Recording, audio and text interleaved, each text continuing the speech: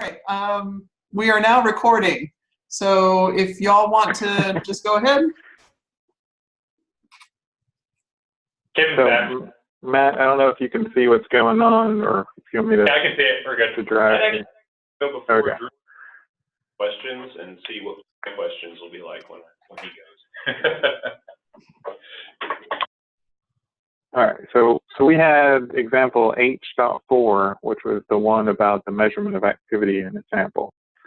So what we'll talk about is we'll go through the problem, what the data are, what the government equations are for the physical system that we're trying to quantify, assumptions that are built into it or that they use in the analysis, what they did for the analysis, and then they kind of did two steps, one where they kind of got a ratio between their sample and the standard, and then the final step, which is where they went from there all to the quantity of interest, which was the amount of activity in the sample. So they did that two different ways that we'll go through, and then we'll talk a little bit about it and then go through a couple of references.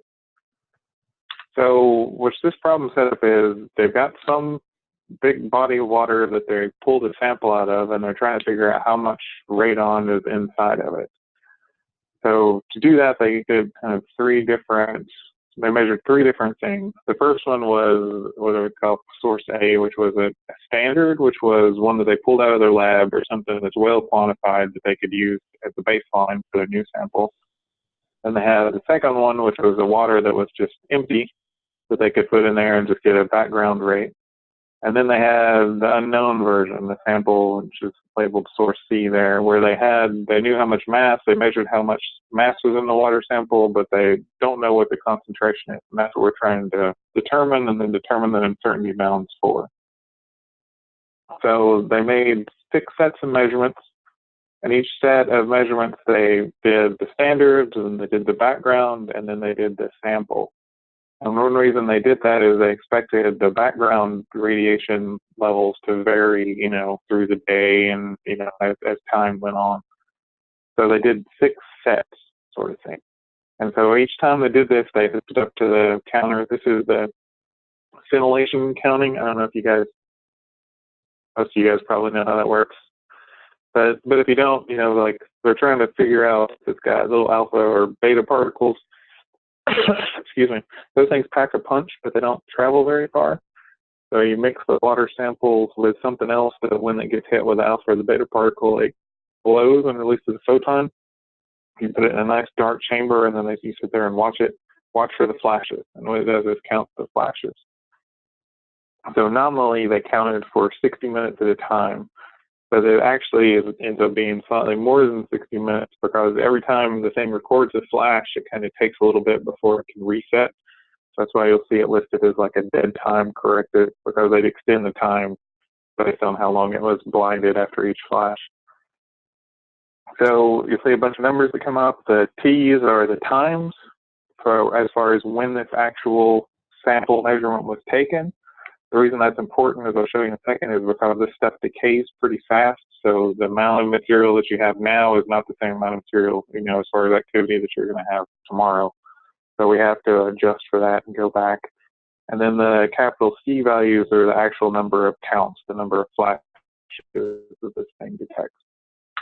So this is just kind of a little diagram of how it works and what the data looks like. So you see on here, the first thing they did was take their standard, which is this one. They put it in the detector. They watched it and counted the number of flashes. A little bit more than 1,500 here. You can see this is already some number of minutes after kind of the baseline time. Then they did their background, and you can see their background over time kind of fluttered around a little bit. Then they did their sample, which had more activity. And so then they waited a while, and they did another set. Same thing, standard, background, sample.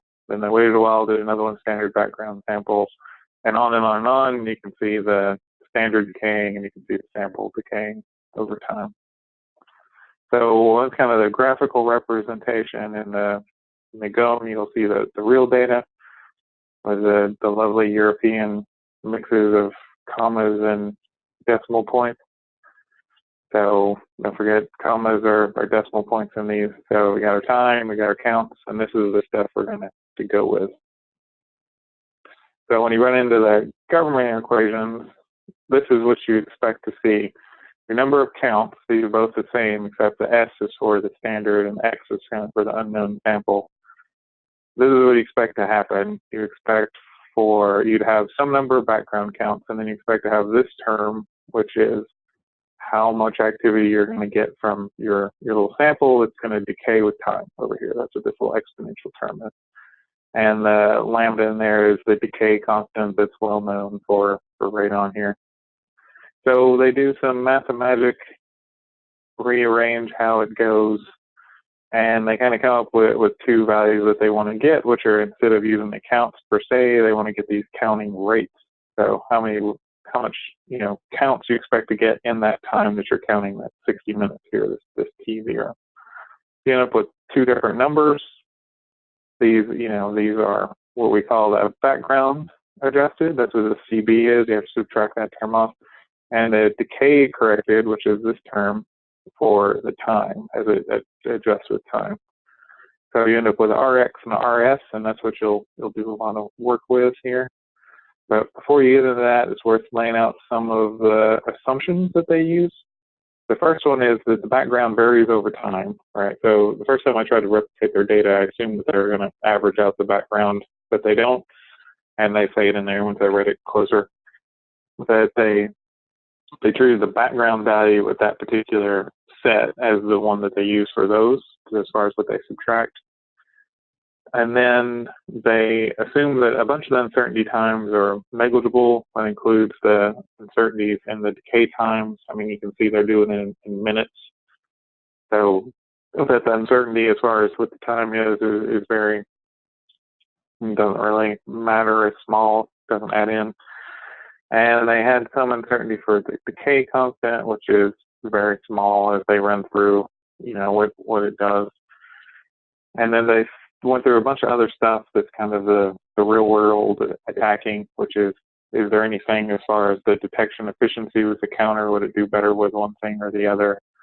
Or is there something where they screwed up in the counting dead time, or how well it works depending on activity level? They threw all that out and said, don't worry about it. So once we got all that, we've got our decay and background corrected rates, and we've got this snazzy ratio R, which is how much bigger is our sample over our standard. So if you do some more math magic, you end up with this. So there's two different ways of doing this thing, and they do it both ways. The first is to get these values, the RX and the RS, and then figure out what their means are and then what their experimental standard deviations are. Or you can do it with this R, where you can just go ahead and do it to this equation and figure out what this value is and then what its standard deviation is. So they do it both ways. If you do it with these two terms, then you have to deal with the fact that these two things are correlated with each other. You end up with about 0.65 for the correlation coefficient between the two. And if you do it this way, then you don't. So it actually ends up, and if you can do the math this way, and they'll talk more about it later when they get to the final results and do it two different ways, it ends up better to do it this way. But when they go through the numbers for these particular things, here you can see the table where they've laid stuff out. You can see actually doesn't make a whole lot of a hill of beans difference in this version. What you get for the value of RX over RS and for R, which is those things already done, is nearly the exact same value with nearly the exact same uncertainty. But later you'll see they analyze this version better. I also this way is, if you can do it, it seems like a little extra math magic can help you as far as making your job easier, because it is easier to replicate these equations than it is to go through and have to include the longer version of combining the correlation coefficients and such. So then we get to the final one, and that's all well and good that we get the ratio, but then there's some more stuff we have to deal with, and that's how do we get all the way back to what the concentration is. So on that, there's a couple more terms that go into it. There's the activity in our standard, there's the mass of our standard, the mass of our little sample, and then these things that we used before. We just got done calculating all the things we need for the RS and the RX. but they just straight up give us the values for these guys, and that's what these tables are here. And then here's what you can do it two ways. Once with the RS and the RX individually, and then once with just R. I agree. So you And okay. take approaches.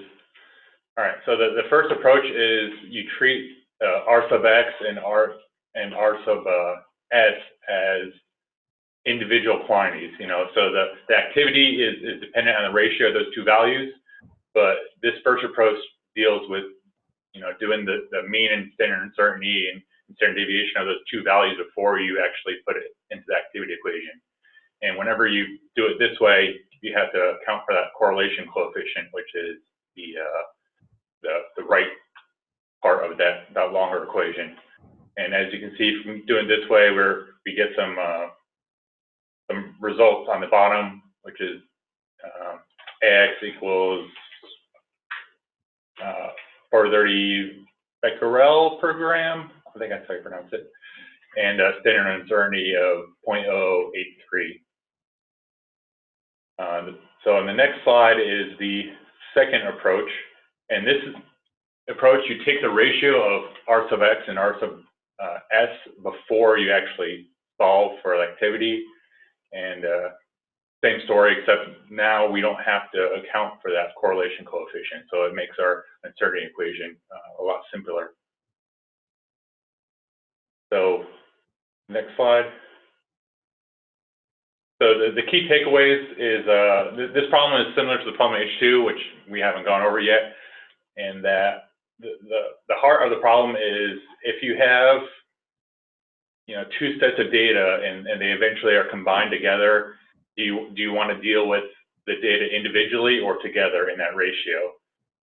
So in this problem statement, you know, it prefers the second way of doing it, and the reasons for this is that it avoids approximating the mean of the ratio of the two quantities by the ratio of the mean. So if you can wrap your head around that sentence. And one thing to note with the data is that regardless of their approach, each of the results had good agreement with each other, and that the uncertainty was greater than the difference between the two final values. So that's those last two bullet points there. But the difference between the two approaches is only 4/10,000ths, and that's much less than the last bullet point, which is the uncertainty of each of those two approaches.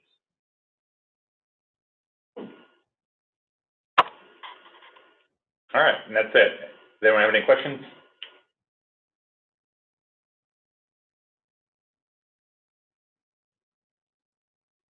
Oh yeah, we have referenced the slide.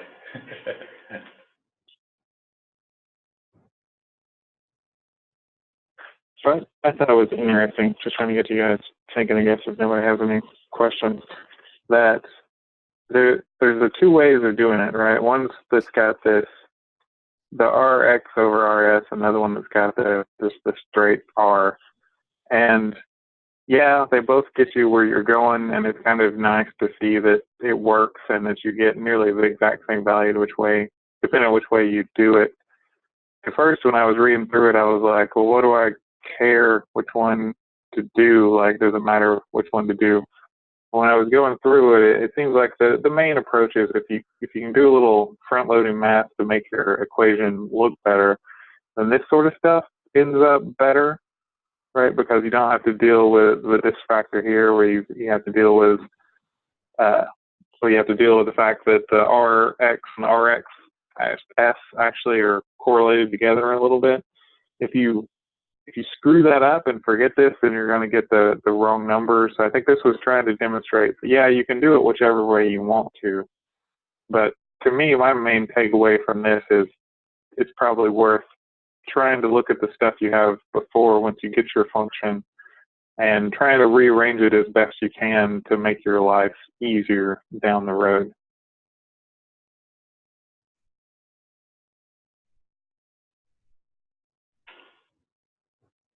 Cricket. Yeah, no, So one of the things, I'm sorry I came in late on this, one of the things I think the gum guide intentionally went through in the order it chose, because the example that Kevin and I are gonna charge right in front of this, now it went back up to chapter 2, but between the first and the second approach, the previous example that we'll cover, thermometer, talks about there are ranges where the first approach is better, and there are ranges where the second approach is better. So if you have a predefined standard, you can determine where those ranges are, and then you know which one you can go through faster. So on the thermometer, there is a range where you can't do the second approach, and there's a range where you can't do the first approach. Yeah, I don't think ours really ends up having that side. Yeah, so I think that that's a good segue. So why don't we? I'm gonna encourage, as we're listening, if you do have questions that you don't want to kind of pose right after the presentations, but if it's something that gets triggered, maybe because you hear it and it relates to a prior one, keep some notes as you go while we're listening, and we can kind of follow up. But Doug, Kevin, I think if is Kevin back in the room now? Thanks, Drew, for sharing the screen. Kevin, can you try sharing your screen so that we can have you and Doug go ahead and go through yours? Let me do that. Did It's anybody gonna take a second. I've do- got to pull up the slideshow from my shared drive here, but I should be able to do that. Where are we at? We had H2, is that it? Oh, we had H3. Who had H2? You can also pop it up. I've already got it on the iLearn site. If you're already logged into iLearn, it's attached as one of the. I think I'll be able to get it here. Hang on one second. Okay. So a little commercial break here while they're pulling up. I did go ahead and put all 5 presentations up on the course materials site so that you can see each other's presentations. And Eric, did you guys have 2, or Ethan? One of the groups had 2 of them uploaded with about maybe 10 minutes difference. So I took the latest time one. I didn't know if you had made a correction to it or something. So the one I pulled, I think, was the later time.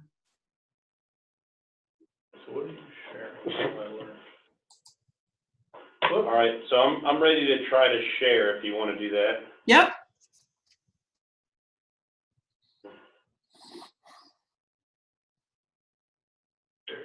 In the middle. So I click share. Then click The bottom left one. This one. Ooh. Yep. Can I do that?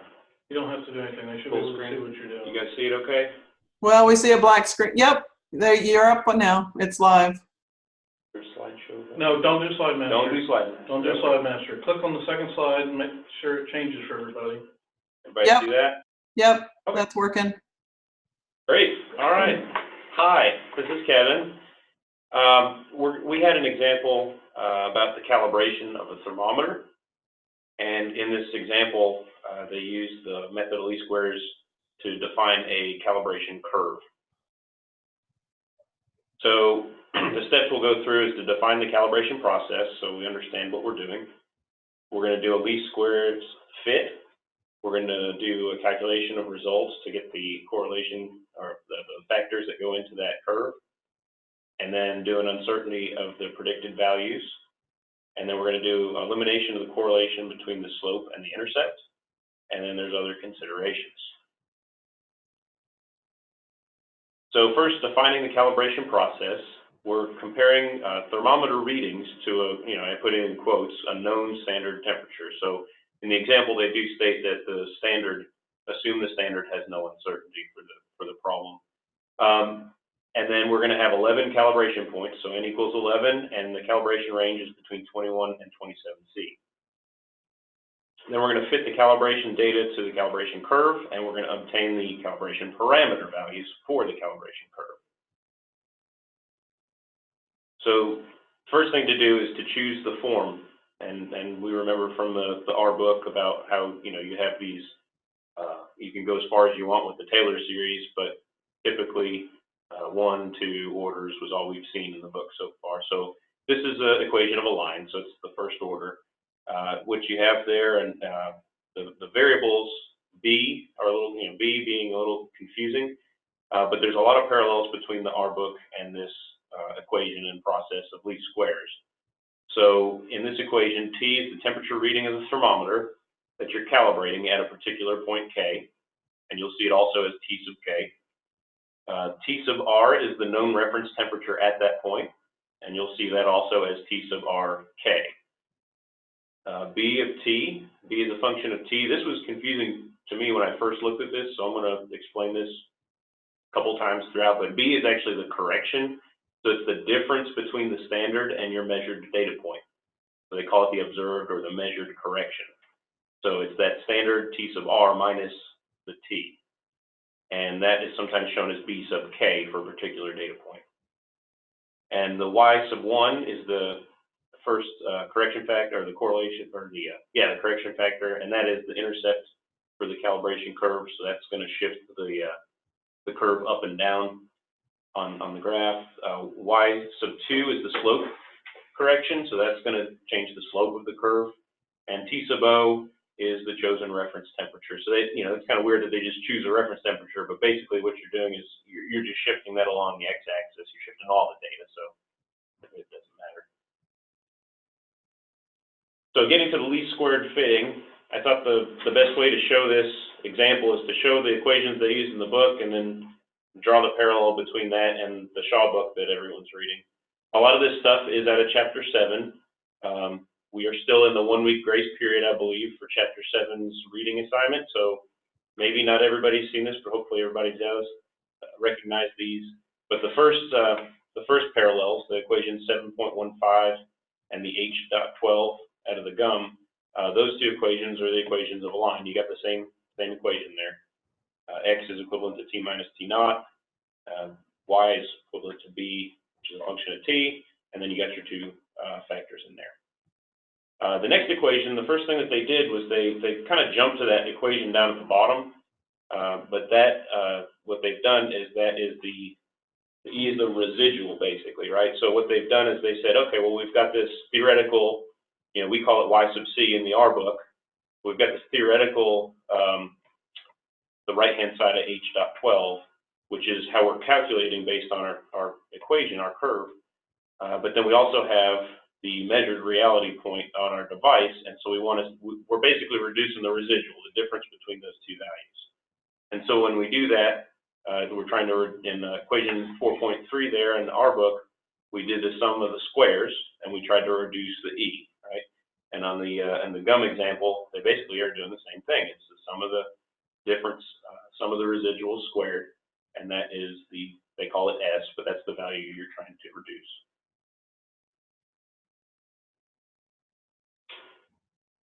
So more connections between the two. These are how they get those factors, the Y sub 1 and Y sub 2. And if you take into account next to where it says GUM example H3, I've got that small theta K is equal to T sub K minus T sub naught. That's the difference, or that's the X value. So that was, if we go back up here and look real quick, that T minus T sub naught in the equation of a line. So that is your theta sub K is what they're calling that. But then if you look between the two sides, they're basically the same equations. A naught is equivalent to Y sub 1, and A1 is equivalent to Y sub 2. Except for the fact that they've used D, in the example, but basically same equation. They just broken D out to make it look friendlier. This is where it got harder to draw the parallels, but they actually were there. So reminding you of what D was, and then going down the GUM example side, you've got the variance, which is the H.13F. I'm sorry, H.13C and H.13D. And they got to those two variances of your the correction factors by combining equations that basically were the same as what we saw in the Shaw book, except 7.71 and 7.3 and 2.7 would combine to make the S squared Y sub 1 equation. And then the last three equations on the left would be used to make the bottom equation on the right.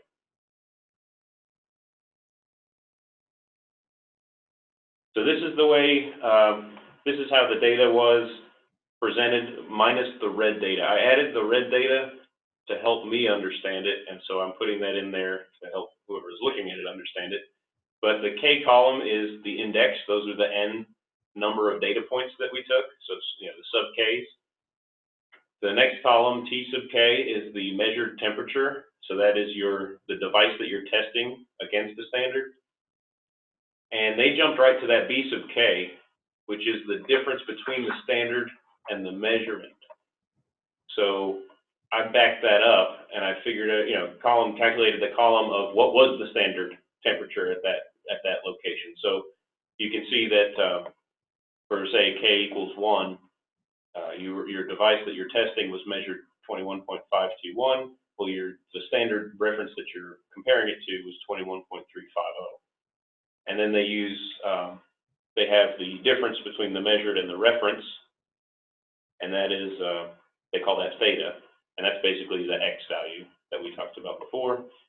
And the B sub K is basically your Y value. So now we have our equation of line kind of set up, and we're seeing what's happening here. We've also got, they also included data of the predicted from the curve fit, so they're showing you what that B would have been using their correction equation. And then the difference, that's that residual, that S value or that the E value. So that's what you're trying to minimize. So they went through those summations and calculations, and they figured out what those factors were, and the Y sub 1, Y sub 2 are shown there, and also their uncertainties are also listed. You notice the sub 1s have a degree C associated with them. The ones that are sub 2 do not, and that's because the temperature unit is already in the X value, the T minus T value. And so if we insert those coefficients into the curve fit, you see the B of T equation. We plug those values in on the second line there. And on the third line, you'll see the same equation, but they've added purple, I colored them purple so you notice them, but purple parentheses, so the 29 and the 67 that are in parentheses. And those, I'm going to read it word for word because it's out of the standard, and it was a little confusing how they worded it. But it's the number in parentheses, or the numerical values of the standard uncertainty referred to the corresponding last digits of the quoted result. So basically, I've given you an example here. So this is the way I take it, is it's for the first one, Y sub 1, negative 0.1712 plus or minus 0.0029. So the 29 in parentheses is referring to the uncertainty of the last two digits, right? And the reference for the gum, if you want to call my bluff on that, is 7.2.2. But they had other examples, so that's why I put that reference there. That's one of 4 different ways that you can present this. So by doing it in those parentheses like that, that's one of 4 different ways to show it. Some do plus or minus, and some, you know, there's other ways to do it. So. Okay, and I'm going to turn it over to Mr. Doug. All right, so this is where we get into real-world applicability, because nobody ever uses anything in the calibrated range. Everybody extrapolates. So in this example, the T0 we're marching theta from is 20 degrees Celsius. So they're wanting to take theta all the way up to 30 degrees Celsius. So a 10 degree outside your calibrated range. And then by extrapolating that, they were getting plus or minus 0.15 degrees Celsius. This changes the total overall uncertainty going on by the factors that are related in the gum guide, but basically it takes you up to 17 times 10 to the minus 6 degrees Celsius squared, or 0.0041. So in the previous example, we were sitting down at 12 and 27, and now we're up to 41, and which would be in the parenthetical. So it's starting to become a more significant impact. So, and here this is the 9 degrees of freedom. Let's go on to the next one. Is that working? Okay, so what the example goes into is talking about when you're doing linear regression inside a narrow calibration range, like was specified there, basically 6 degrees, you have a portion where the slope and the intercept will be correlated, and you have a portion where they would be uncorrelated. Now, the original treatment was to treat them as they were uncorrelated, but you can go back because of D in the previous example. You can see that Y1 and Y2 are both correlated with this offset. So how far away you are from 20 degrees Celsius and the number of data points you have determines the correlation factor. What this is saying is just the diminishing sum of that reciprocal square root. As you get further away from the original reference temperature of 20 degrees, you start to make the slope and the intercept uncorrelated. So above 24 degrees Celsius, the slope and the intercept are uncorrelated. Between 20 and 24 degrees Celsius, the slope and the intercept are actually fairly correlated. Then they go through and they present a lot of math, and they decide to derive it in true geometrical fashion where they do y primes and all sorts of things that made me think of Chris Wilson's class. So we didn't put that on the slide, but it's there if you want to read it. The other considerations was going back to, they assumed that theta k was known. There was no uncertainty associated with it. They assumed that there were no uncertainties associated with each point. However, you can go through the math using primes and extra notations and rederive everything and bring out the factors and end up with what's called a pooled estimate of variance. They call it P for pooled, but it ends up being based off of the degrees of freedom, essentially, times the individual variance. And that was example H3.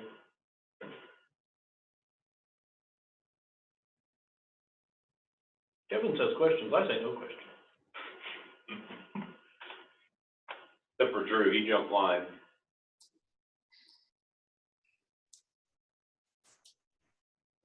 So what kind of assumptions did they have to make to be able to expand it outside the calibration range? That always seems kind of fishy to me. So they actually weren't trying to expand it outside the calibration range, because we all know that that's not something you do. The point and the flavor of it was they were trying to explain this concept on eliminating the slope-intercept correlation. So if you had a larger calibration range, the further you get away from wherever that defined theta is, the less correlation they're going to have. It does go through, it pretty much mimics example 7.1, case 2.2 in the Shaw text, where it talks about there's a lot of uncertainty with the first point and the last point unless you set that theta k, which eliminates the uncertainty with the first point, but it causes more uncertainty with the remaining point, and they were just trying to extrapolate it out. In practice here, we would have required for them to use it at 30 degrees Celsius to have at least 2 or 3 data points beyond 30 degrees Celsius, but not necessarily a continuous range from 21 to 30. And that's like the U-shaped graph, right, where the front and the back end is your greater, yeah. Yeah. And then it's the next example, case 3, where it's talking about this correlation between the linear approximation slope and intercept, is where they get the double line showing the offset for the correlation.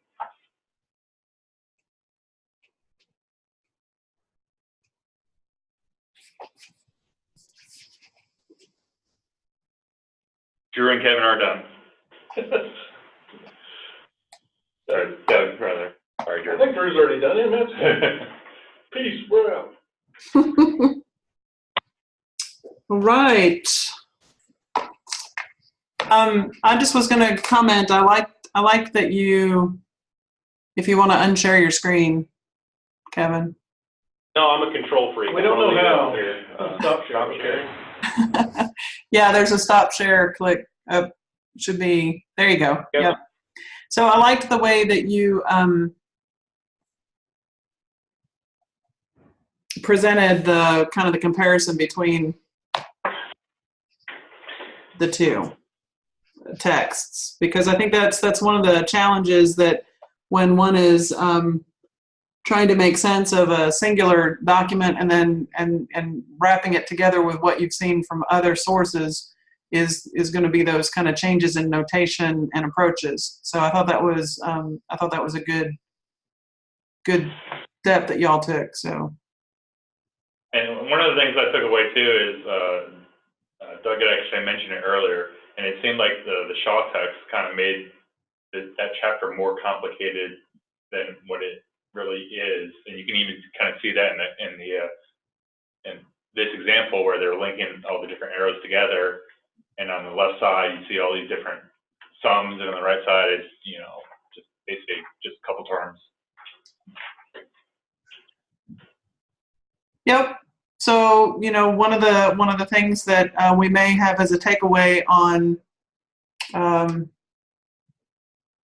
of a little foreshadowing to the future here is I'm going to actually ask you as an individual in this class to kind of assess the Shaw text and make recommendations, regarding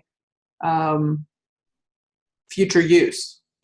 So, because I am going to try to kind of push, based on our learning experience as a directed studies course, to talk with the graduate committee in the department, and maybe actually even at a college level, to kind of look across departments to see if we need to develop a standing course that doesn't sit there as a special topics course, that it may become a part of our standard PhD master's program of study, a course that kind of sits more at the college level and not stuck within a certain department. But because of that, we're going to have to kind of identify some good texts. So keep that kind of critical thought process in your mind as you're finishing out reading the book over the next couple of weeks, because that'll be one of the things I ask you to kind of turn in for me as an assessment of the text as a whole. All right. Be careful not to turn it into a math department class. Well, yeah, right. I don't want to do that. And there's nothing wrong with it sitting within a department and making it available to other majors. But we tend to kind of, the difficulty that I see sometimes that happens in graduate programs is we replicate between departments when we could have combined and made things stronger. So that's kind of that's a tendency for, not just in higher ed, it happens in a lot of places. All right, thank you much. So we've heard from group 5 and from group 1. So Eric, Scott, are you guys ready? Eric, I know you're on, but if you're only joining by phone, are you actually on computer as well? Can you share your screen? You've unmuted, so are you talking, Eric?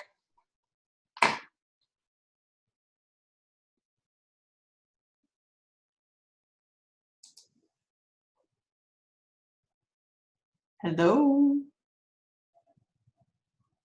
Did we just lose Eric? Oh, phone died. Okay. So we'll come back to group 2 because I don't know, Eric, if was Scott going to be presenting with you, or are you going solo on your behalf today? So we'll come back to Eric. And Ethan and Jason, are you guys ready?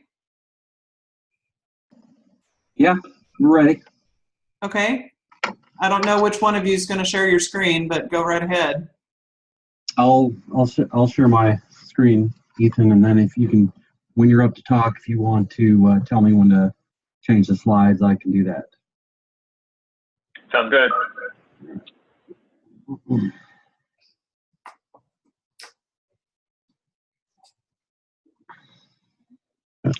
Okay. Can everybody see the PowerPoint?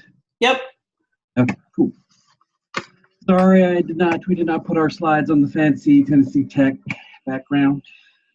We can imagine it. Just pretend it's there. It's virtual. There might be some uncertainty in that. Okay, so we were given H6, which was measurements on a reference scale, in particular hardness. Second slide. Okay, so this one was kind of interesting because, you know, in the example they state, you know, and just typically hardness is a measurement that is typically not used to derive a different type of measurement, say like if you measure temperature or pressure or something like that, and that's used to derive density or something like that. However, there are correlations that are used between hardness and say like tensile strength and yield strength of material. So this is kind of a unique, interesting view of uncertainty in these measurements. So as I had referenced, there's hardness cannot be quantified without reference to a method of measurement. In this case, we're looking at Rockwell C. And basically where that comes into play is if you look at the equation on the Rockwell C hardness index, it's converting a linear measurement into that standard. And all you have to do is divide by 0.002 millimeters. So it's a unitless value that finds the hardness of the material. So you have these machines, and the machine's shown over there on the right, and you have a penetrator, which is the thing that's up here, and it just falls and penetrates a sample block. And which is interesting. So in order to calibrate these machines, there's a national standard machine. And it's only a national standard machine. There is no international standard machine. So this would be, I guess, applicable to things done that are in the United States. But basically, they calibrate that machine or any other machine used with the transfer block. And so they compare measurements from the national standard machine on a transfer block, and then on say like this machine, if this was in our lab, you do the same indentations on that transfer block, and there would be some correlation between the two. So that's basically what that last bullet says. And so we go to the mathematical equation, which is actually fairly simple. The Rockwell C is calculated by 100 times 0.002 millimeters minus D, which is generally the average of a number of indentations. In the example we'll go through later, there's 5 indentations considered. And then you have, then you subtract off corrections to try to pretend that your machine is the national machine, basically. And so you have this delta C is a correction that is used for the national machine. And then there's 2 other variables, the delta B and delta S, which are differences in the transfer block and between the 2 machines. And so hopefully, and typically, these are assumed to be 0 because you're using the same material between the 2 machines. So to quantify the uncertainty, and these equations actually are very similar to the equations in chapter 6 of the Shaw text, where you have propagation of uncertainty, because you're basically taking that equation that you see above there and running it through the propagation of uncertainty calculations like they did in chapter 6 using the Taylor series expansion. Except what is nice about this equation, though, is you see the partial derivatives there, since it is just a, basically a subtraction equation. All partial derivatives end up equaling to -1. And when you square that, they equal to 1. So your standard uncertainty equation becomes what you see at the bottom of the screen there. Now I'll turn it over to my colleague, Ethan. Take it from there. All right, so basically just have to talk about how you get each of those terms. I think Doug and Kevin talked about the pooled experimental standard deviation. Basically, they do that because you can't actually make the measurements on the exact same spot, on the exact same block every time, because once you've indented it, it's indented. So you have to make each indentation on a different site. So there's a little bit of, there's a standard deviation there. And then also that delta is the resolution of the machine display. Basically, if you get a number, you don't know where that number falls in your resolution.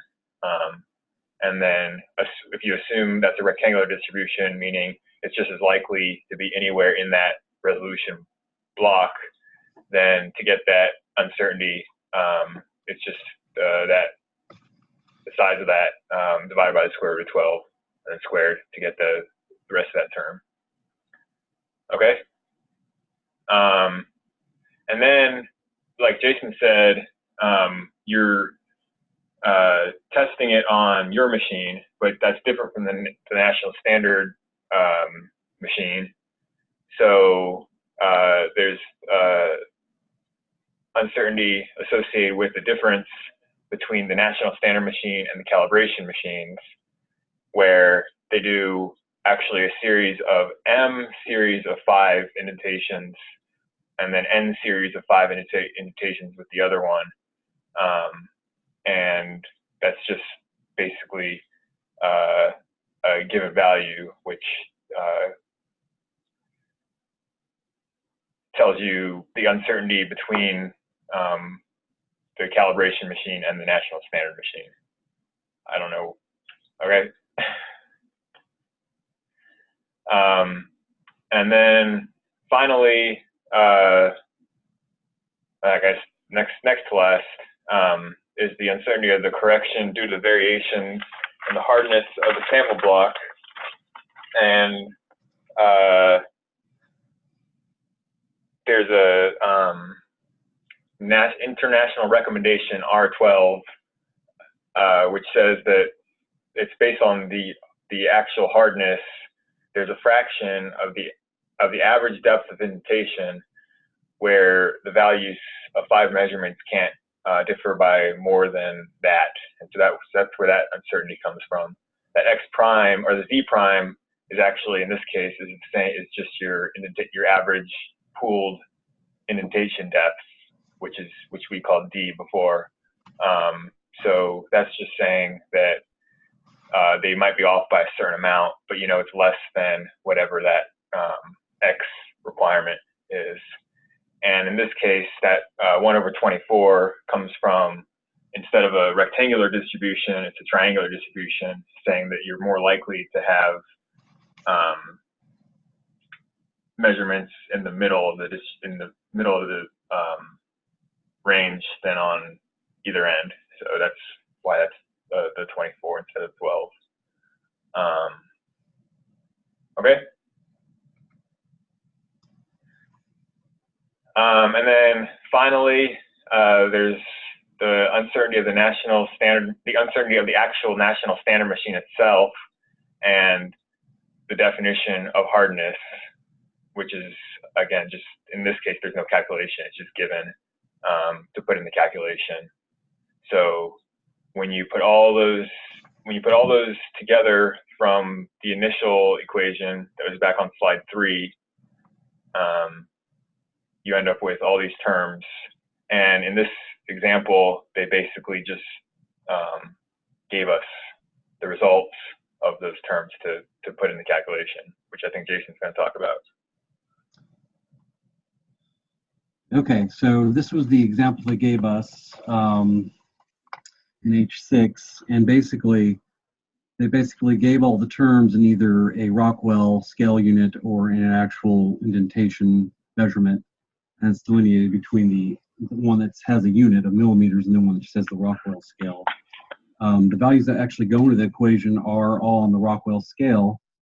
In this case, this is, like I had mentioned earlier, this is 5 indentations.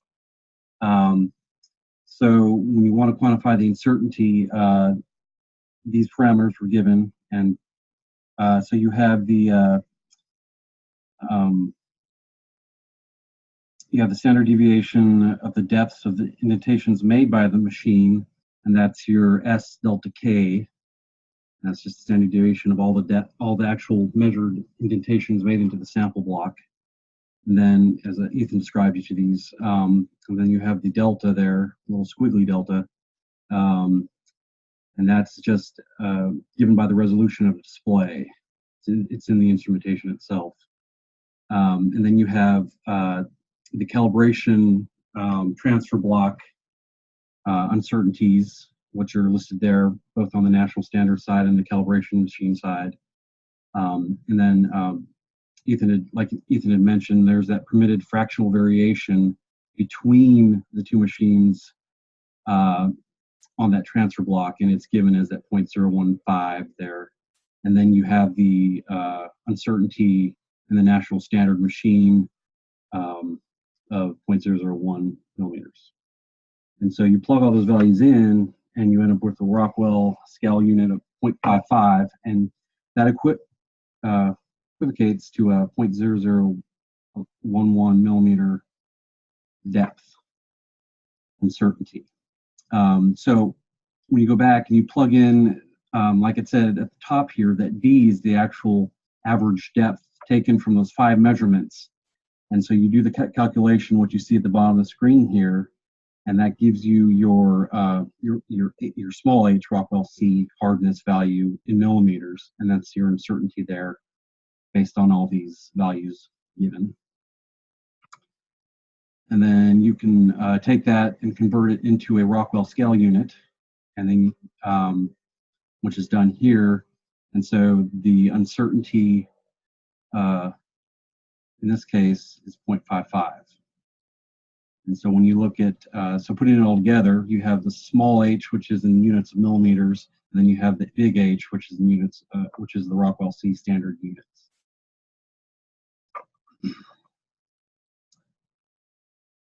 So typically, when doing these calculations, the biggest source of error is in the repeatability of the machine itself. So that would be, the standard deviation of all the 5 indentations that you make in the sample block, and then the other larger source of uncertainty comes from the transfer block, the uncertainty in the transfer block between the 2 machines. And this was just interesting. So they didn't really go into the calculation of turning your uncertainty into an expanded uncertainty, but they suggested that you use the Welch-Statter-Waithe formula to calculate the degrees of freedom for this particular problem. And so that's another correlation back to the Shaw text, because I think we had to use that for one of our homeworks. That's all we have.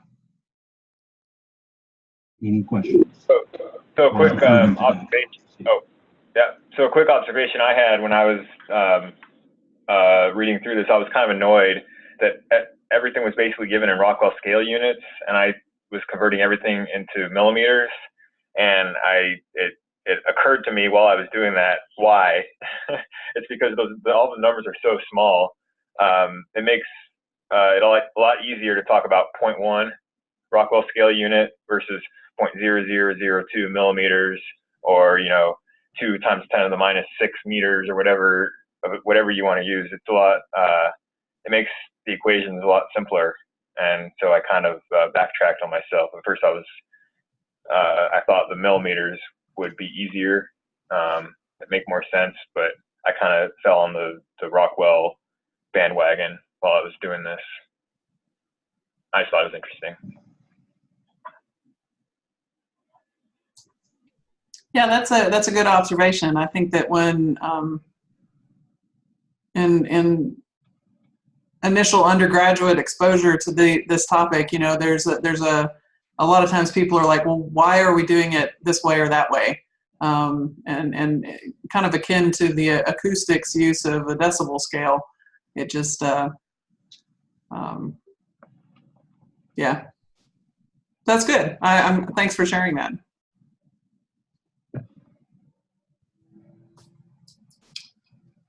All right. So, Eric, you want to give this a go again? Sure. Can you hear me now? Yep. Cool.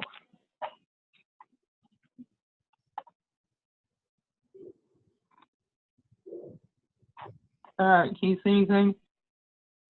See Saturn. Yep, we got it. Cool. Okay, so I'm Eric, and I did this with Scott, who's in some foreign land. I'm not sure where he's at. So our project was on, well, let me back up. So the title from the GUM document was about N-gauges. And if you Google N-gauge, you really don't get much results. So I'm not sure where they came up with that term. And we figured out that they're actually talking about gauge blocks. I'm not sure if that referred to like how they measured it. But so gauge blocks, there's lots of different names for them, slip gauges, Joe blocks. The best way that I could think of, like, how do you describe a gauge block is it's sort of like a feeler gauge. So it's very precise. You can have them in all sorts of different lengths. And they're used for very precision measuring equipment. So you can buy these in sets. There's different grades based on how precise they are. For the ASME, their guidelines are K000 and then AS1 and AS2. And so, as you can imagine, the price goes up for your higher end calibration. The K is absolutely the best that we can get. So they actually use those to calibrate the other grades. So that is your K is your gold standard. So it's a little bit of history. So the GUM example, what we're trying to do is we're trying to figure out the true length of a 50 millimeter gauge block. And so to do that, we calculate the difference. And so when they measure these things, the key kind of really important physical property is temperature. So if you're in a hot room, metal expands, cold it contracts, it shrinks. And so when they're measuring these, temperature plays it's a big deal. It's very important for it. And so one thing, I looked this up, I think it was on a manufacturer sheet, but the tolerance for the K grades is plus or minus 0.05 micrometers. So any change in temperature, when we're measuring that precise, it's very important. This is gauge block comparator is something that they use to actually measure the difference. So what they do, they'll have a standard block, and then they'll have your reference, whatever they're trying to measure, and they actually measure the difference between those two. And so that's basically sort of the machines that they use. And also they measure the temperature and the distance, because those are your two important things. So back to the GUM. So one thing that we'll assume, and I'll use this terminology throughout, we're going to assume that we're trying to measure the true length of the AS2 block. And, your AS2 is just, basically your garage or machine shop. And we're going to compare that to the grade K, which is our standard. So to figure out our length of the AS2, GUM gives us this equation for the difference between the two. And so your length of your AS2 multiplied by, basically, the best way to think about it is the temperature correction factor. And I'll get into this in the next slide. So, yeah, the difference between them is basically just your actual measure difference, each multiplied by a correction factor. And we add 1 to each. So your thetas there are the difference in your temperature. So your reference temperature is, say, like 20 degrees. That's what the calibration standard is. So we say we measure this at 20 degrees. Your theta is the difference between your reference and whatever temperature you actually measure it at. And then your alphas are your coefficient of thermal expansion. So if you say that we're measuring this at exactly 20, somehow that we can get exactly 20, the difference would be 0. And so obviously you have to have the 1, that way you can avoid that 0, and that will give you your difference. So the length of your measurand, so GUM gives you 2 equations. He gives you the equation for the difference between your LAS2 and your LK gauge blocks, and this is the equation for the length. It's basically the same as the equation for the difference, just you vary your terms a little bit. And also it's simplified slightly. We have our delta theta and the delta alpha, which is the delta theta is your difference. It's the change of your temperatures, and your delta alpha is the change of your thermal expansion coefficient. And again, it's the same process. It's just a temperature correction factor. And so what we'll do, we'll prove that the uncertainty for your LAS2 is this equation here, and we'll go through that. It's a little bit of math. So one thing that was sort of interesting and that I was a little bit confused about was we have these two equations, and to solve for one, you have to know the other. And so that was, it never really explained, how are you supposed to get both of these if you only have one? And so in reality, your D, which is your difference, is you actually just measure that straight up using your equipment. So that your equation 1 there is just a measured value. Your equation 2 is actually what we will solve for. And so that was a little bit confusing. They didn't really explain that. And so, but that, I think that's sort of how they look at it. So first of all, to get your D value, the difference, what they say to do is basically you take 5 tests and then you take the average. And so that would give you your D value, and that's how you would solve for your LAS2. And the other thing, they assume that we are using the same material and temperature as our standard, which would be the K. So if those two values are equal to 0, everything cancels out, and so your length is just your standard plus whatever your difference is. And so the difference is the average of at least 5. The other thing that is sort of given, GUM states that the temperature and thermal expansion coefficient, they're all uncorrelated, so their covariance would be 0. And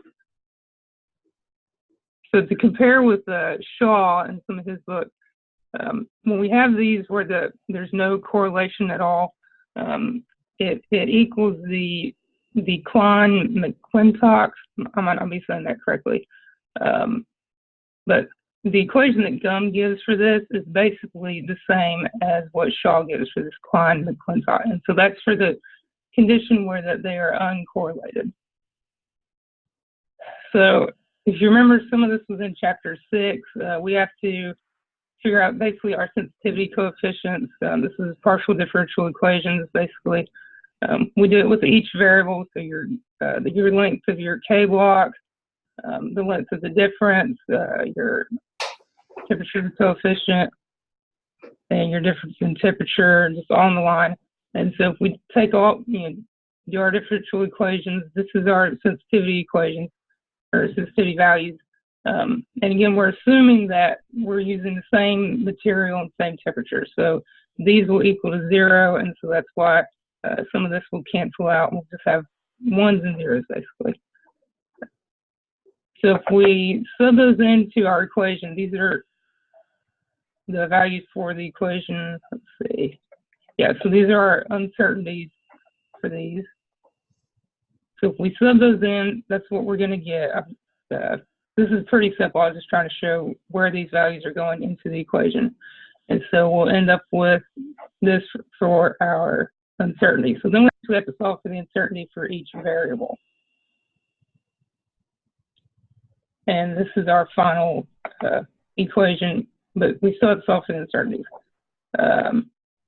So the first uncertainty that we have to think about is the length of our standard. And so most of this is all just given in the GUM document, and I just sort of take us through it. So the uncertainty with the calibration sheet is 0.075 micrometers with a coverage factor of 3. So we divide that by 3. Basically, coverage factor is kind of like our K that we saw in chapter 4 and 5 with Shaw. So that's our uncertainty of the K block. And so with the uncertainty of the difference, so there's actually 3 parts of this. First, we have the uncertainty of the average and the mean. And so if you recall, we took 5 measurements. So divide that by the square root of 5. That will be our uncertainty for those 5 measurements that we did. We also, because we're actually measuring this, we have to account for the random and systematic errors of the comparator. So GUM gives us the random error, and it's plus or minus 0.01 micrometers with 95% confidence. And so we can go in the t-tables of the GUM document for 5 degrees of freedom, and we can calculate that relatively straightforward. And then for the systematic error, some of y'all can enlighten me on this once this is finished. It's given as 0.02 micrometers at the 3 sigma level. Now, I've not, Tech actually offers a 6 sigma class, but I've not taken it. So I really did not know what that meant. But the GUM document assumed I did because there was no mention of it anywhere else. So since it assumed that I knew it, I'm going to assume that you all understand it too. But to get that value, you divide by it, or they divide by the 3. So now we've got our 3 parts. We have the average of the mean, we have the systematic and random errors. And so for our final uncertainty for the difference, we just sum those up, and that will give us that value. Next, we also have the uncertainty for the coefficient of thermal expansion. So the way that they solve for that, so you're given your uncertainty, it's plus or minus 2 times 10 negative 6. And they divide it by the square root of 3. And the reason that they do that, I think Ethan touched on this a little bit. Basically, we assume that the uncertainty is the bound that value could fall between. And so if we assume it's a uniform distribution, the variance of that is basically it's your bound squared divided by 12. So what we do, because we're given it's just one value, we just know it's plus or minus 2. If you insert that into this equation, so right here, just have 2u, we square it, we'll have 4, and then cancel out, so we'll have u squared over 3. So that gives us the standard deviation. If we take the square root, we'll have the 2 divided by square root of 3. So that's where that value comes from. And then we have to do the very same thing for the temperature difference, and that is given as plus or minus 0.05 degrees. And we follow that exact same process where it's a uniform distribution, and we'll divide it by square root of 3. So we finally finished all that. We have our uncertainty for all the terms that we need, and we've also calculated, or we calculated for the sensitivity coefficients, and those are all given. So we have all our values. All we have to do is just sub in and solve. And as you can see, we just go through the math, and we get our final uncertainty of 0.032 micrometers. And one thing that's kind of interesting once you go through all this process, you realize that the uncertainty is actually larger than the difference that we calculated between the 2 gauge blocks. So it kind of makes it, it may not be completely worthwhile because they're so close together. But I found that kind of interesting that you can sort of prove that, hey, we really can't say with that much accuracy what the length of AS2 is with compared to the K block.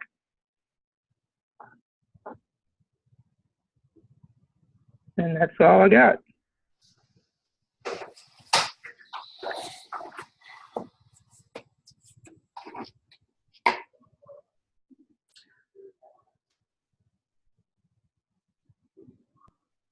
So, sorry. I was just going to say, I think the 3 sigma is related to the 3 standard deviations, would be my guess on that. So, with 2 standard deviations, that's close to the 95%. And that's why maybe 3 standard deviations is why you have a 3 there instead of a 2, but that'd be my guess. Yeah, I Googled a little bit about the sigma, and yeah, it may have been just the standard deviation, I never made that connection, but there's a lot of info about the Six Sigma, and that had a lot to do with uncertainty. So I was trying to figure out if that was what it was referring to, but yeah, probably the 3 might have more to do with the standard deviation. That would make more sense.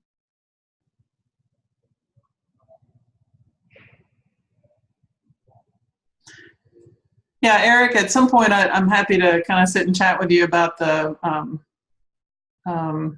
I think that's one of the, you're basically expressing, I think, some of the, I'm trying to search for the right word here because I don't want to use the word uncertainty.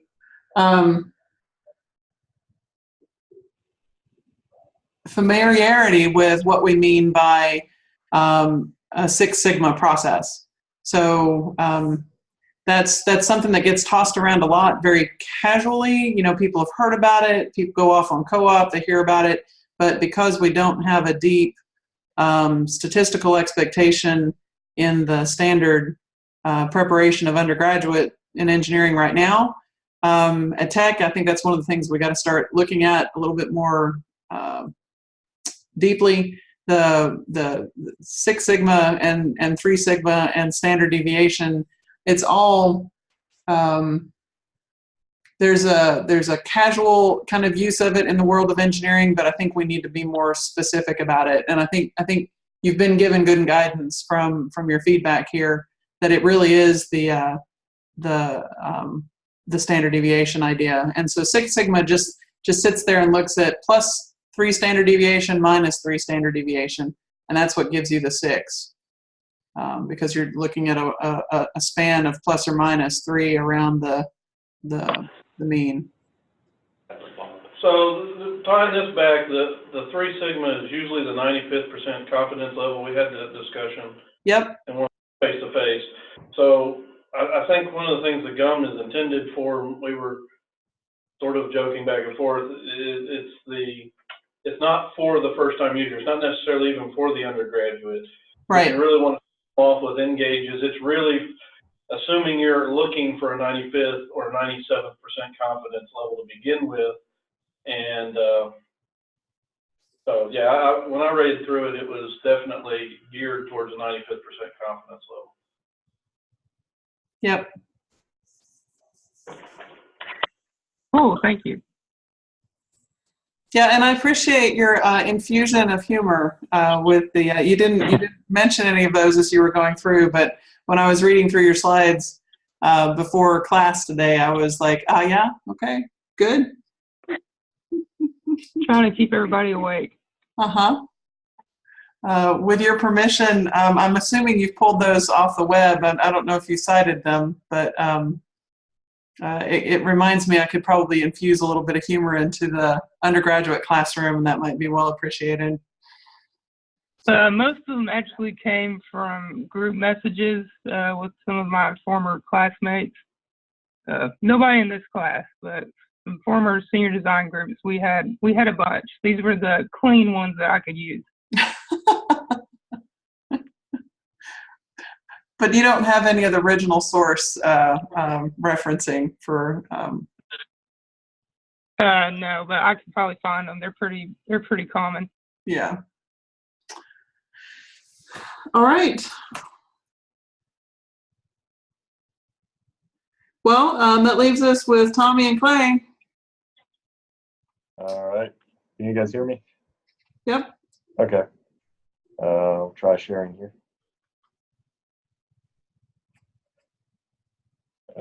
Please work. Can you guys see anything? Yep. You might want to back up a slide or two. No. That's all just fluff. You guys don't need that. Yeah. All right, I'll start off and then I'll hand off to my colleague, Tommy Hazelwood.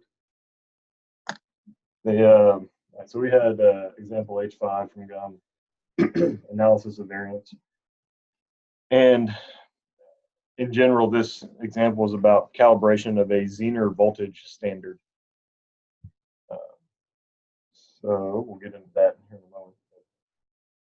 For kind of the basics, if my computer will respond. There we go. So what is analysis of variance? And that's I know I at least have heard, and others may have also heard the term ANOVA a fair amount. It's really just a set of statistical techniques for quantifying individual random effects. It helps you identify, are these two things from the same population or the same group? It cannot identify systematic effects, which is just kind of a note that the GUM document made. And when testing for the null hypothesis, this is a quote directly from Wikipedia, but it was about the best way that we could find to state it. The null hypothesis typically is that all groups are random samples from the same population. So you can use the techniques that kind of fall under ANOVA to test that null hypothesis. So in the example provided by GUM for calibration of the Zener voltage standard, a balanced nested design is used. The GUM example uses this design because it's apparently extremely common and very generally applicable. Balanced just means that the same number of observations are taken in each set, in this case on each day. And nested is that only one factor is being varied, that being the day that each data set is observed. Measurand in our case is the potential difference of the standard, and K is 5 measurements taken each day and 10 days.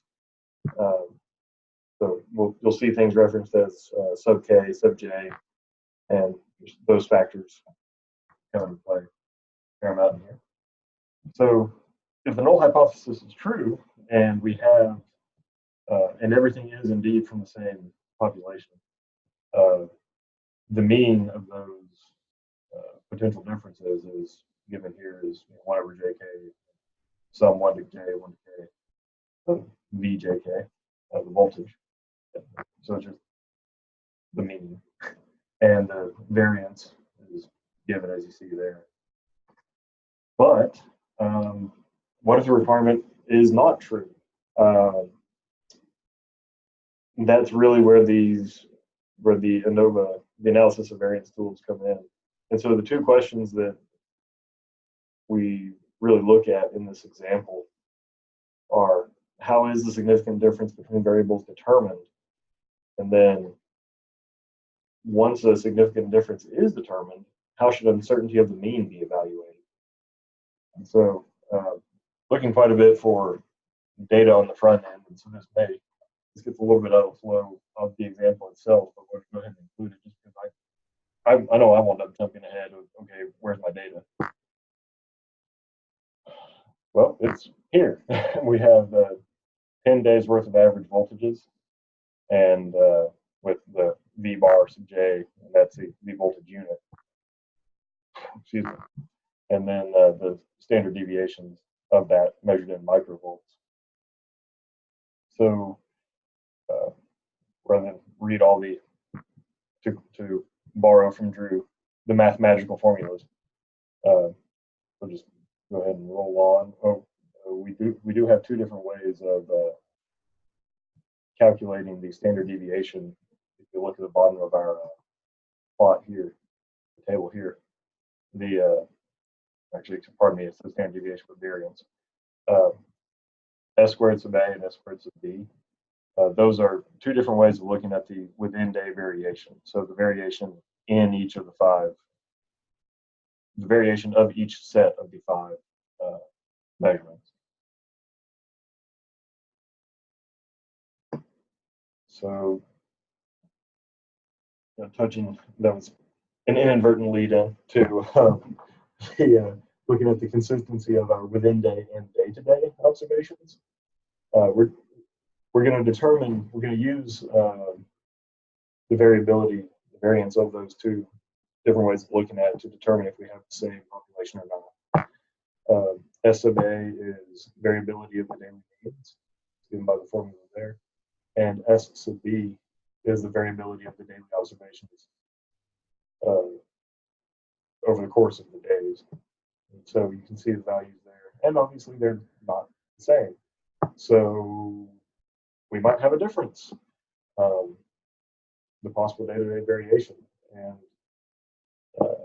so how do we how do we test that assumption is really the question. I thought when Drew had asked the question, I think of Doug and Kevin about these. So what assumptions go into this?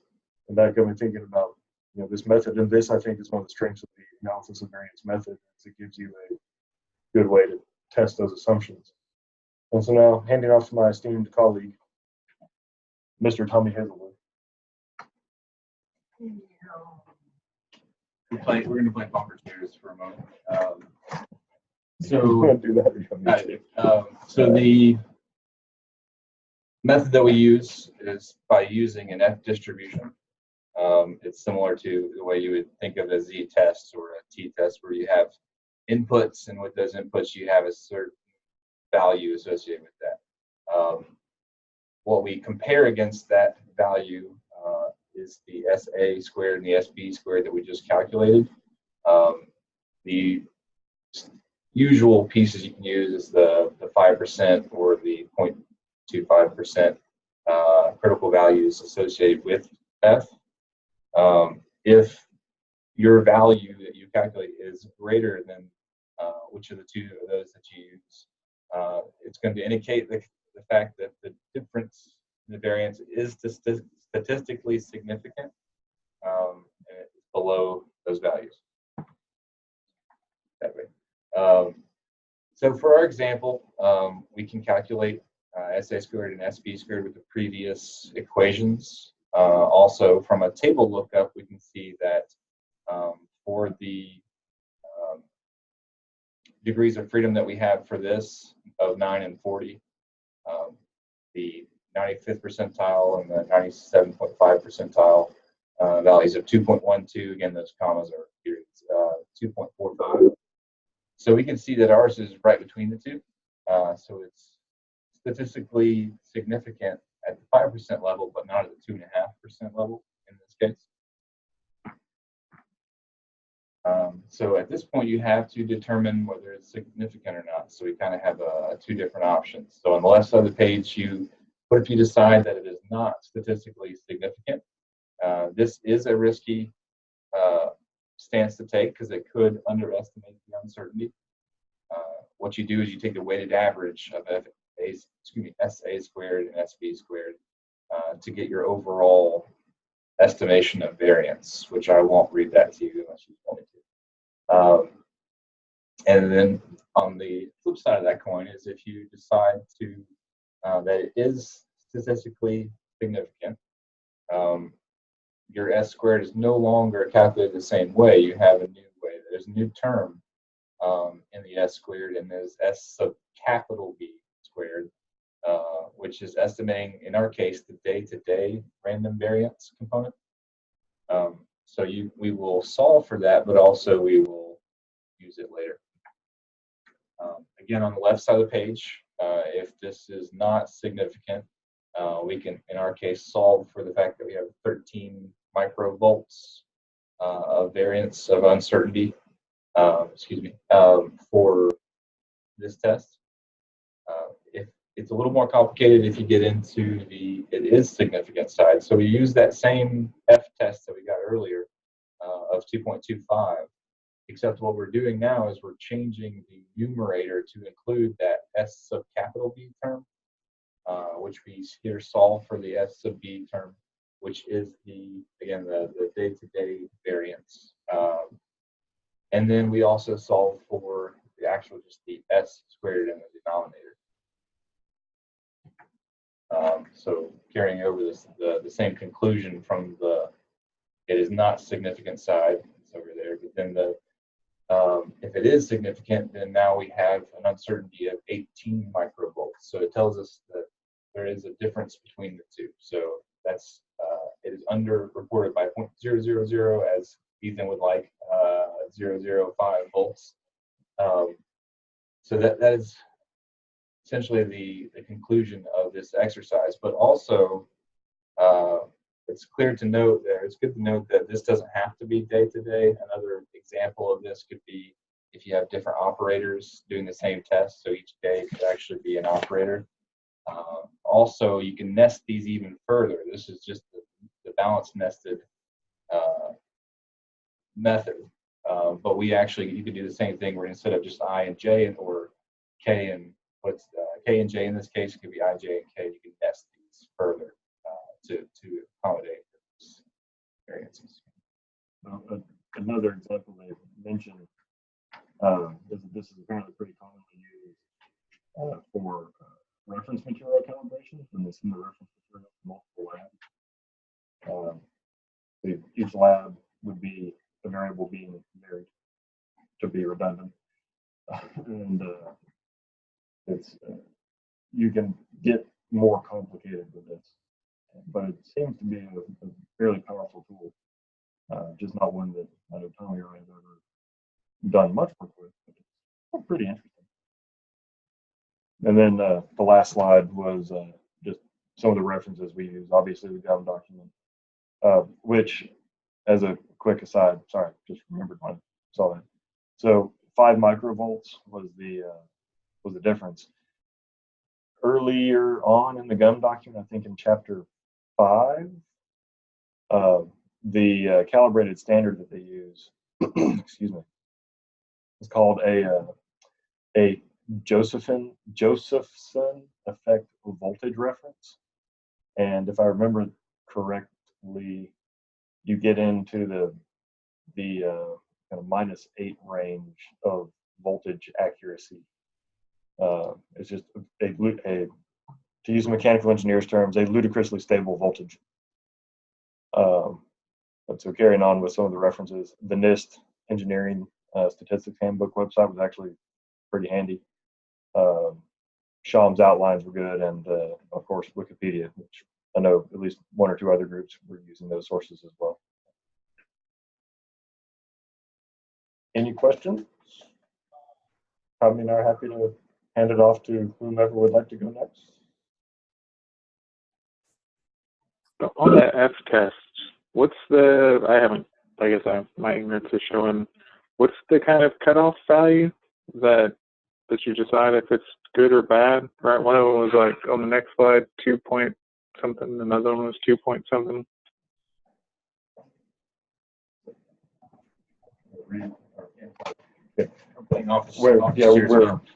So for this case, it's a distribution, so you would want to know your degrees of freedom for your case. So you would look that up, but in our case, it's 2.12 and 2.45. But you would want to know your degrees of freedom of your system. So that's going to be dependent upon the number of samples you've taken. In our case, in each day, but it doesn't have to be. So either number of samples taken a day and how many days. Yeah.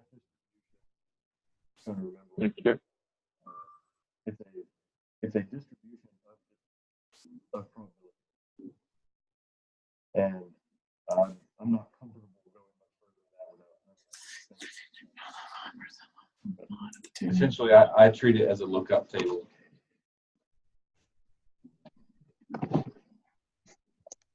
Does that make sense? Oh, it's part of anything you need to go away.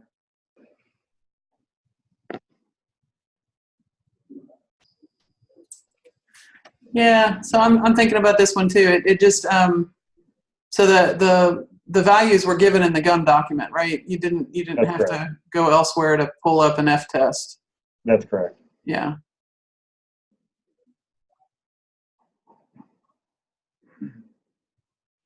And can you go to slide 8 for a sec?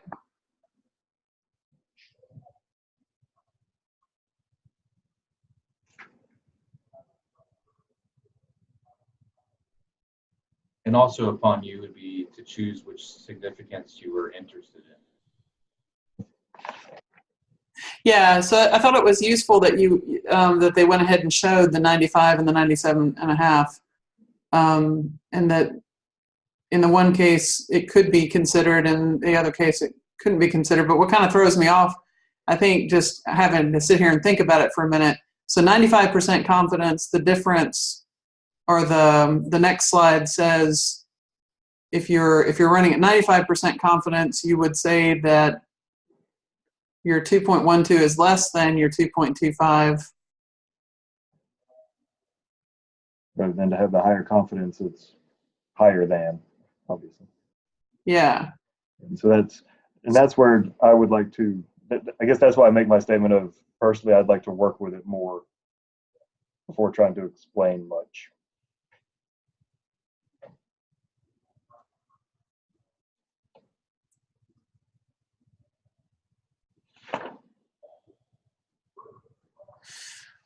Hmm.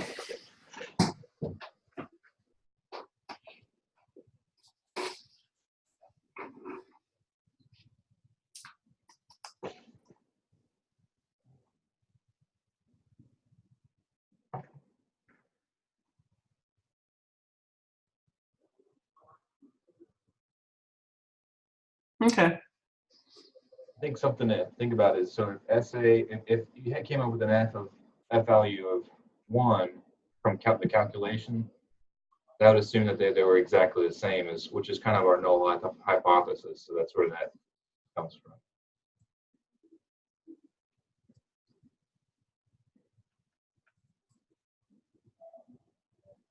So the difference between 1 and the 2.25 is based on the kind of degrees of freedom, that you don't kind of have infinite degrees of freedom. Is that right?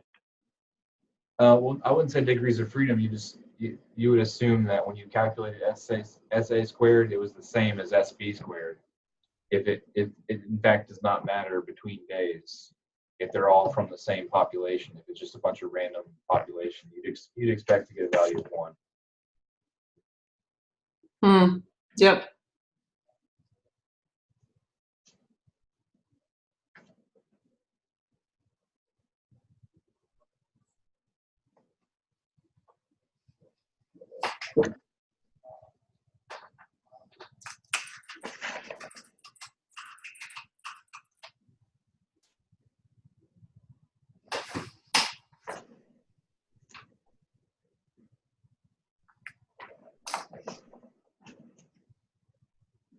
Yeah, I keep wanting to toggle back up to slide 8 again. So I'm sitting here trying to run my mouse, and it's your it's your screen.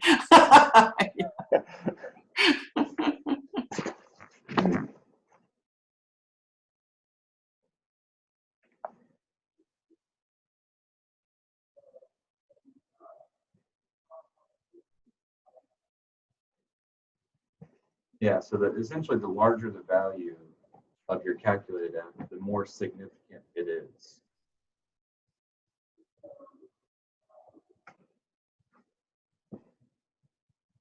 Yeah. Yep.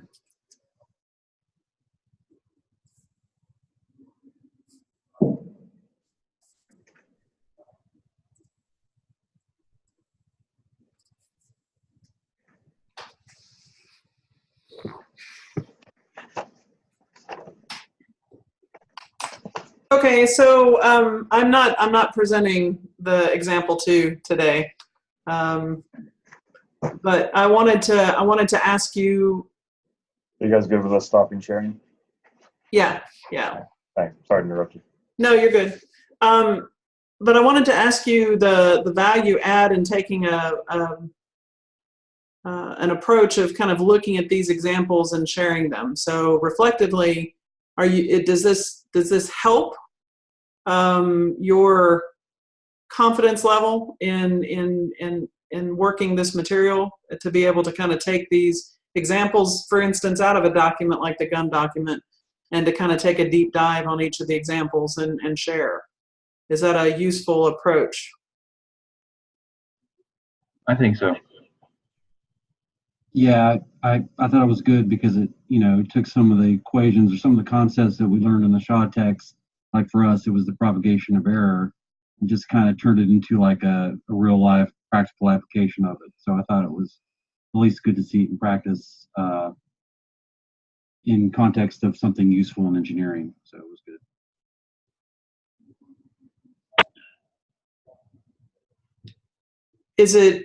Does it help you in the preparation of the presentation of the case study? Is it changing the way you're reading and or thinking about the case study?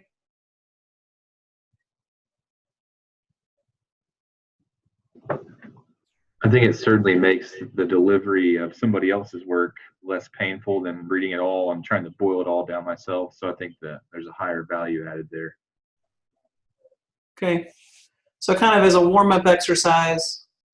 And again, when you're presenting the case study, don't feel obliged to kind of give the whole thing. If you find that there's a natural section of it to kind of focus on more, now that you've kind of gone through this scope of effort for this particular one, trying to kind of think ahead about your use of time, getting ready for that right at the beginning. Are we doing that? I think we're doing those right at the beginning of August. Is that correct? Right. Yeah, I've got my kind of master plan. So I'm going to share my screen with you for a minute and just kind of show you the spreadsheet for the assessment plan for the class, because one of the things that I was realizing is, so you may have noticed I didn't put a reading assignment up for week 6. I'm just going to basically, well, I did. I posted something, but you don't have to respond to it. So I just put it there as a placeholder. But I'm going to give you, not give, I'm just going to award points into the scoring system for the work you did this week in preparation for the examples presentations. So thought you might want to just look ahead, and I may just go ahead and post them into the site so that you have them. But the reading assignment that I'm going to post for next Monday. Kevin says he can't hear it. I don't know if he's got it fixed yet. Do what? Oh, sorry. Kevin says they're having issues. Okay. Thanks, Drew. I'm not watching the chat window in a minute. Here, let me pop it up. I lost my chat window.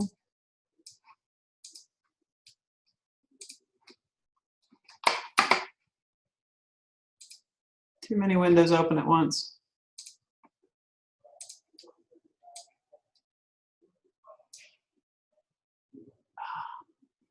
And it looks like they're live again. Are they? Okay. All right.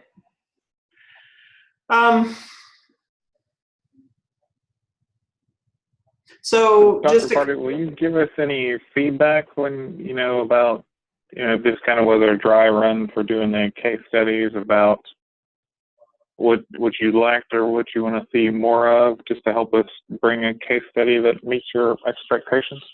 Yeah. So what I'm going to do is, good question, Drew. I'm going to respond to your the uploads that you gave, which was, okay, here's the case study that we're actually going to do.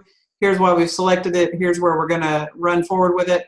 I'm going to look at that and look at the way you presented the example and offer any sort of insights that because I'm quite fine with the way the examples were presented today. And so what I need to do is to kind of look at your case study, actually go look at the core document and look at maybe asking the questions about what are you planning on, how are you planning on using your time?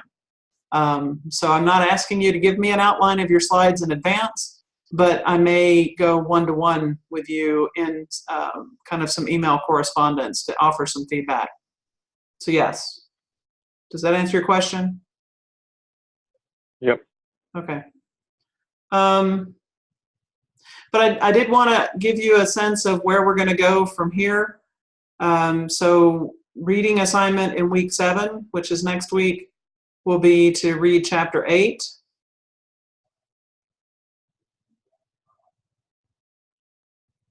And then reading assignment for week 8 will be to read chapter 9.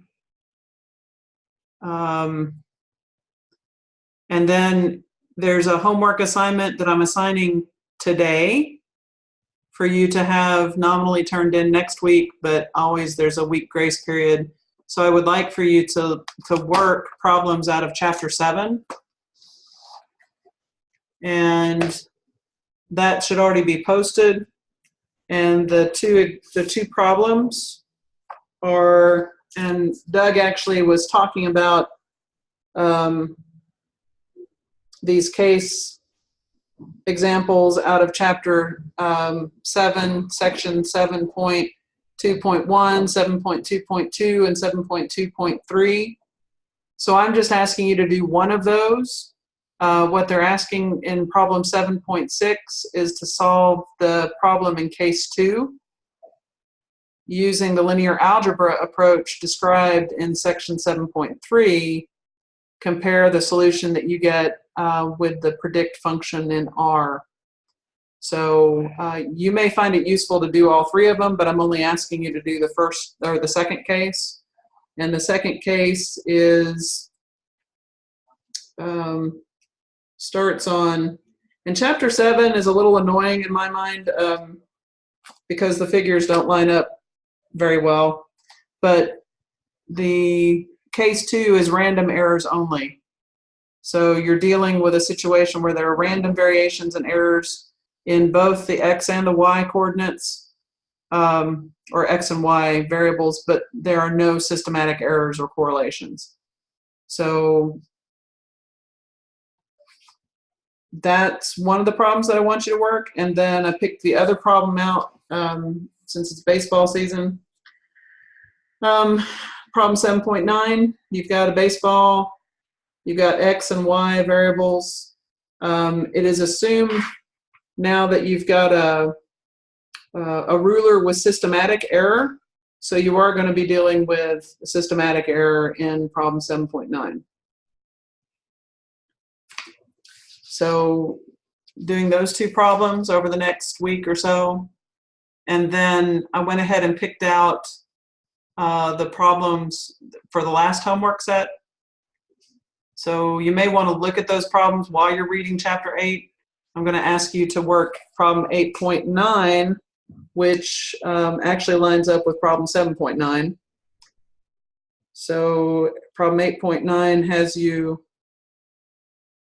resolving the baseball problem using a Monte Carlo approach. And then the Bayes methods in chapter 9, we're just going to look at just one of the problems. So because I want you to be focusing on your case studies, so I'm not really going to ask us to do a lot of homework problem development over the next couple of weeks. Dr. Pardue, you have 9.3, 9.4 for chapter 9. It's just one of those you want us to do? No, I want you to do both of them. Okay, sorry. Yeah, no, you're good. I thought you said one problem from chapter 9. That's what I heard. My bad. Oh, sorry about that. Yeah, no, I picked both of those because they get you to kind of think about, that's the mechanical engineering me coming through. I picked the widget problem. So problem 9.3 and problem 9.4, because they're basically a variation. 9.4 has you repeating 9.3, but you've introduced a second widget tester. Okay, thank you. Yep.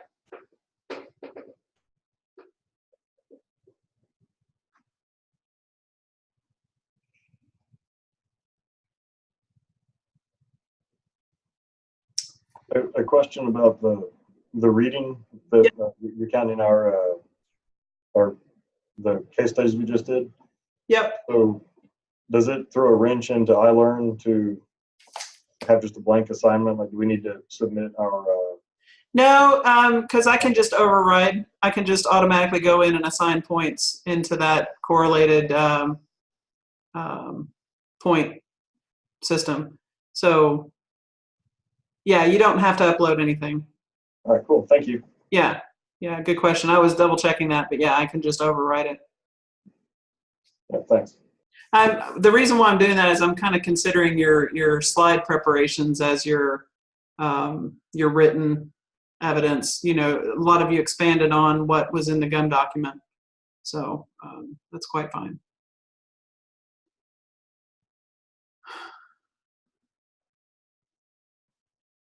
All right, so I really don't plan to cancel any more classes. I'm sorry for the cancellation on Monday. I thought I had sent you out a notification in advance, and I realized it got stuck in my draft box when I went back to check. We got scheduled to do some home improvement installations, got some new doors put on the house that and it just kind of caught me by surprise. They were able to kind of come in early and get it done. So I didn't want to try to be online at the same time that they were working at the house. My apologies for that. But from here on out, I'm going to get caught up with my feedback for you online so that you kind of know where everybody, you're meeting my expectations in terms of your summary notes and the homeworks. You know, you guys are all hitting on there's really not much variation in the answers. So we're all in good shape on that. But where I can kind of see some questions that are arising in your notes, I'm going to be looking back through and trying to see if we can solidify some understanding based on the questions that you're raising. But I want to try to kind of prepare some material to kind of share with you about the Monte Carlo and the bays, rather than just kind of sitting back and seeing what questions you ask. I'm going to try to jumpstart you with a little bit of that. So we'll kick into the last couple of weeks, planning on meeting on Mondays and Thursdays, and everybody's on the same page calendar-wise in terms of we're wrapping this whole thing up. I'm looking at my calendar. Oh, I guess, yeah. So I went out of the share too quick.